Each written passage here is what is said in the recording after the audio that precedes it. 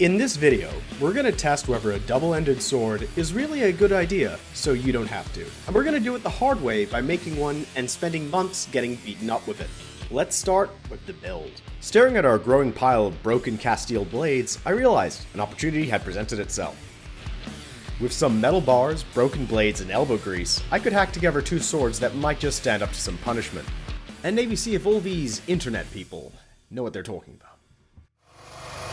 Forging a fine weapon takes skill, patience, and a forge.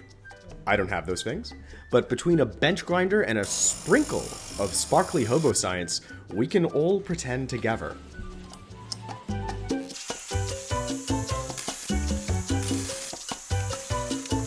The first one?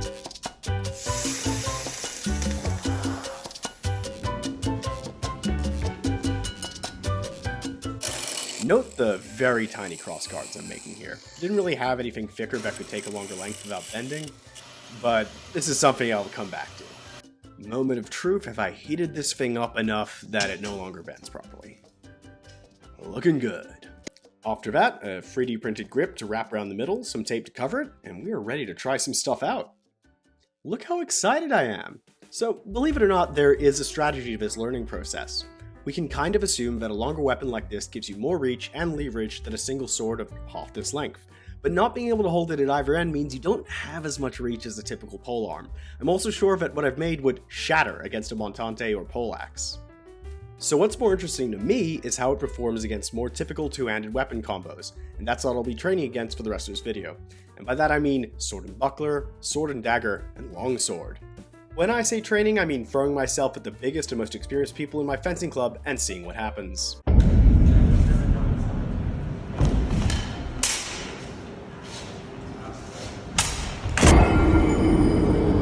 This is gonna take a while.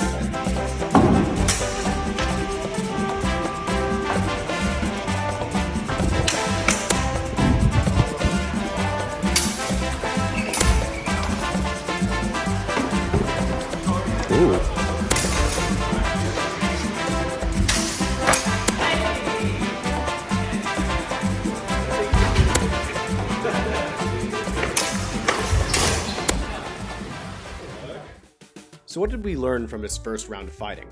Perhaps the thing that annoyed me most was that it seemed like the most effective way to use this thing was as a spear rather than cutting with it, which kind of defeats the point.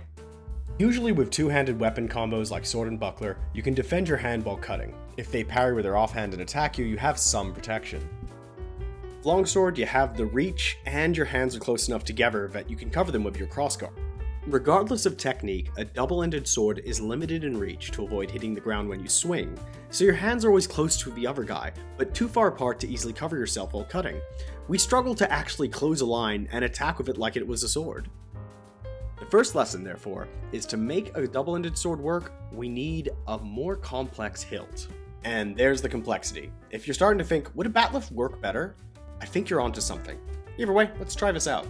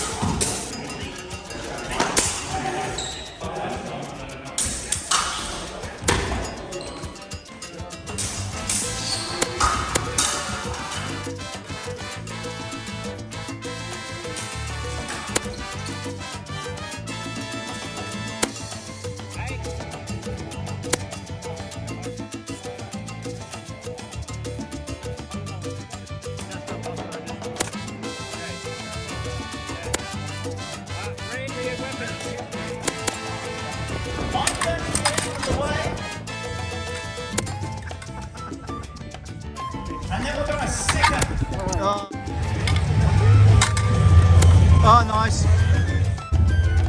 Oh, 8. Oh.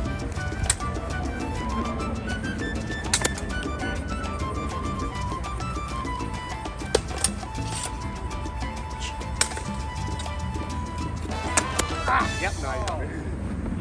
So what did a month or two more of getting beat up with this thing teach me? 1, if you have to use it, stick to a high guard. One of your few advantages is being able to quickly counter with the other end. With a low guard, there is now a bunch of directions you can't easily move through because the back half will hit you or the ground. Without your body in the way, it's much easier to reverse the weapon to attack or defend from multiple directions. That's a good segue into lesson 2, how do I attack with this thing?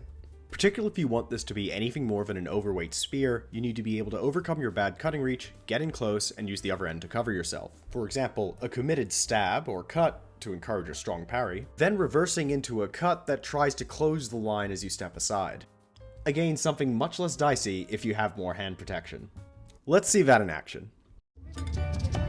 Get the blade out of the way with one end, strike with the other.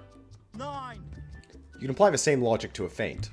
I cut out of distance, he guards high, I bring up my sword to cover myself, letting me step aside and into him while he tries to get around it. Doesn't mean low guards are entirely useless, 2 hands on a big grip still gives you leverage. So now he's collected both my weapons, leaving me open to a big stab.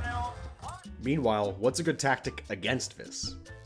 If you've been paying attention so far, you'd have seen that sniping at someone's hand is very easy when they're holding this thing. But similar to a longer polearm, if you can get a little bit of control over one end and come in beyond their point, you can get a great opening into their soft underbelly. And if for some reason you've lost your other weapon, you don't need 2 to pull it off. Final defensive advice, your opponent will want to spin at some point, use this against them.